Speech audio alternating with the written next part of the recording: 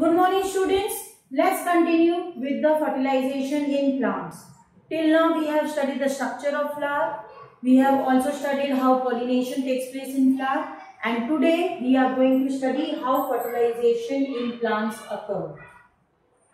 So beginning with, what is fertilization? Fertilization is a process which involves the fusion of male and female gametes. So how does this occur? Before that, let's know the structure of the male gamete, that is your pollen grain, and the female gamete, that is your egg cell. Beginning with pollen grain.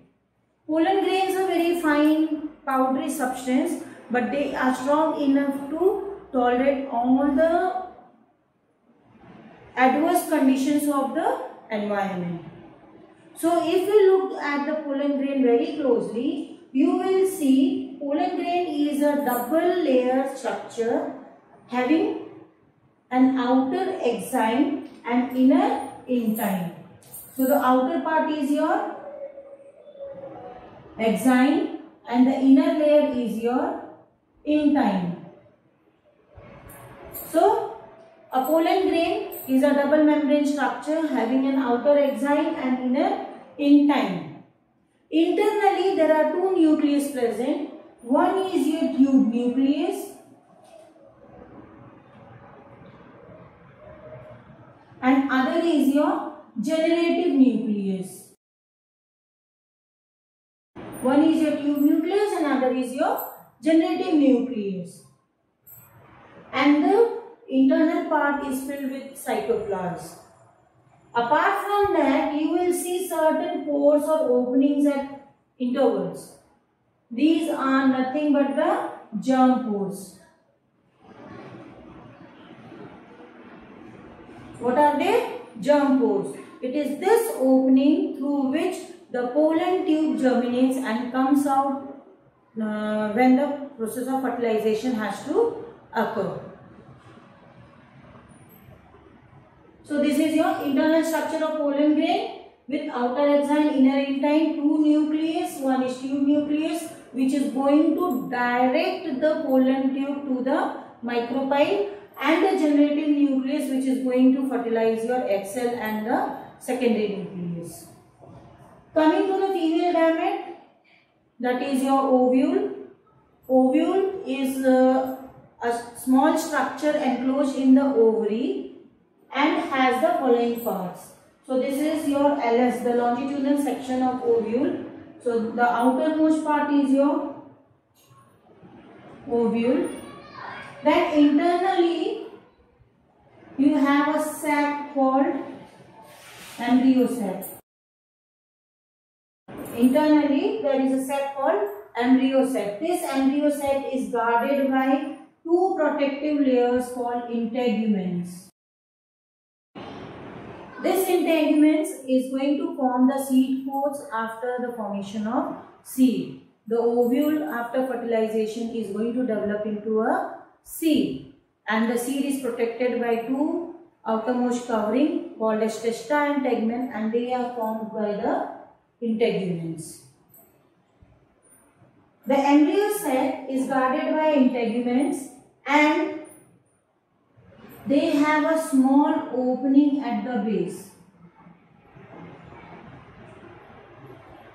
known as micropyle. This opening is known as micropyle. Through this micropyle, the pollen tube is going to enter the embryo sac or fertilize the egg cell. The embryo sac is also protected by nutritive tissue called nucellus. So long the fertilization do not take place, the nucellus provides nourishment to the embryo sac. Inside the embryo sac, there are 8 cells. What are those cells? The egg cell. The central red portion that you see is your egg cell. 2 synergids. 2 synergids adjacent to egg cell, then 2 polar nuclei, This polar nuclei is going to fuse and form the secondary nucleus when the pollen tube starts growing. So this is your secondary nucleus. Formed after the fusion of the two nucleus of your polar nuclei. And the last, there are 3 antipodal cells. So there are 3 antipodal cells on the upper edge of your embryo sac. In the middle you have 2 polar nuclei which is going to fuse and form the secondary nucleus, and at the base of the embryo sac you have 1 egg cell which is a female gamete and 2 synergids. So egg cell is your female gamete which will be fused by the male nucleus and develop into a zygote and then future embryo and new plant. And pollen grain is your male gamete. Pollen grain is your male gamete. So this is a structure about your male gamete, that is pollen grain, and female gamete, that is your ovule in general. Now let's see how fertilization takes place. When the pollen grains, these are your pollen grains. When the pollen grains fall on the stigma, now stigma will receive pollen grains of its own species also and other species also. But the pollen grain of its own species only will germinate, rest all will not germinate and will perish. Now what happens when the pollen grain falls on the stigma? The stigma identifies its species and releases an enzyme. As a result, what happened? The pollen grain absorbs the sugar and water from the surface of the stigma and swells up. After swelling, what happens? A small pollen tube. These are your pollen tubes. This also and this also. Both are pollen tubes. Now what happens? After swelling, through one of the germ pore, the openings which we have already studied, through one of the germ pore, what will happen? The pollen tube will emerge out. And slowly and gradually the pollen tube will elongate and move towards the micropyle. Now during this process what happens? The tube nucleus. This is your tube nucleus. It releases an enzyme which dissolves the wall of the stigma and enters the style. So this is your stigma. This is your style. Then reaches the ovary. This is your ovule. This is your embryo sac. Egg cell. Male nucleus. And secondary nucleus. And this is your funicle. Here, this is your funicle. Funicle is your stalk. Funicle is the stalk with which it is attached to the placenta. If you have peeled peas, then you might have seen one white stalk remains once you remove the seed. That stalk is your placenta. This attaches the ovule to the ovary wall. So last is your funicle. Now what happens? As the tube nucleus progresses towards the micropyle, on the way your generative nucleus. The generative nucleus divides into 2 male gametes. Earlier it was generative nucleus, now it is known as male gametes or male nucleus.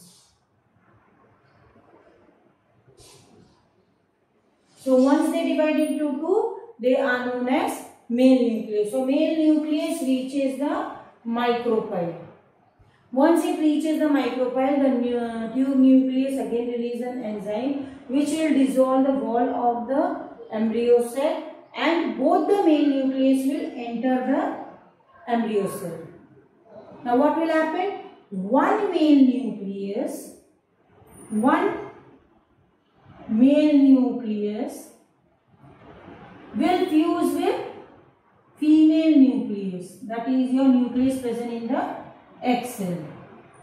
So one male nucleus will fuse with the egg cell and they will form the zygote. After fertilization of male and female gamete, you will get a diploid zygote. Diploid means fusion of two nucleus. So you will get a diploid zygote which will form an embryo after repeated division, and that embryo will have your radicle and plumule, which is going to later on develop into a new plant whenever favorable conditions are available. And other male nucleus will fuse with the secondary nucleus. So another male nucleus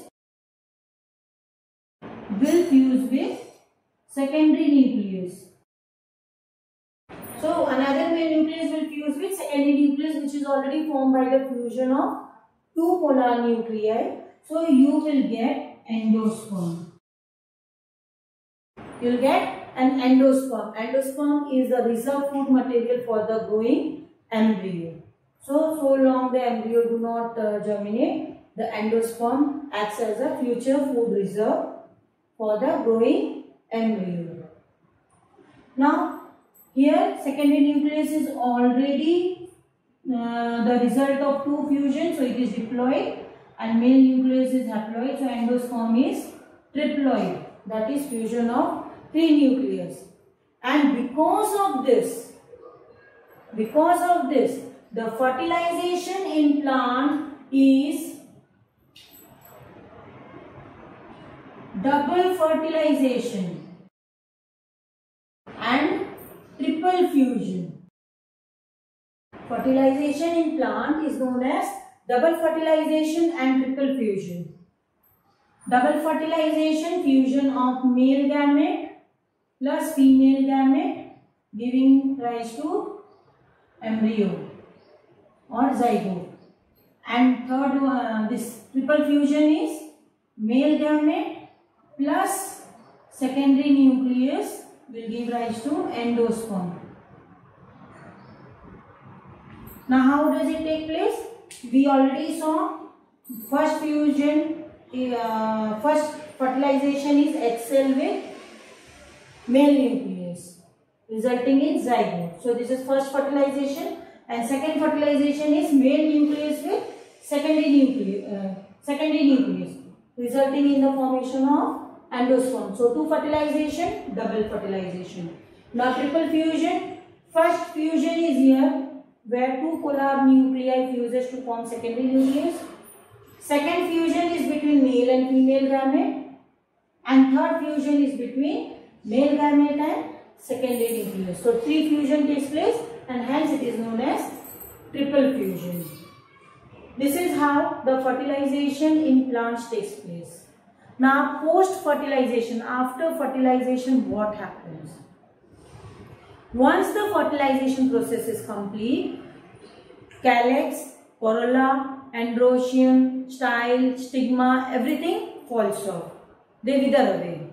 Only what remains is your ovary, which enlarges considerably to form a fruit. And inside that fruit is your seed present, which is your fertilized ovule. So fertilized ovule contains an embryo, a baby plant, which will develop into future plant on germination. So all these whorls will wither away. Now in some of the plants you will see the calyx persist, like in tomato, brinjal. You can see the calyx persist. Even in pomegranate and guava you will see the stamens persist, the style persist. So in some of the plants those whorls may persist, but in general cases, in most of the plants, they wither away. Coming to the fate of each part after fertilization, what happens to each part? Style and stigma, they wither away. ovary enlarges to form fruit. So this structure what you see from here till here is your ovary, and this will form the fruit. Whereas this outer wall what you see here is your ovary wall, and it will form the pericarp, that is your fruit wall. Ovule will develop into seed, and the egg cell after fertilization will develop into embryo. They will develop into embryo. The integuments are going to form the seed coat. Then you have the antipodal cells and the synergids. They will perish. This is your synergids. These two cells and these three antipodal cells, they will perish or degenerate after fertilization.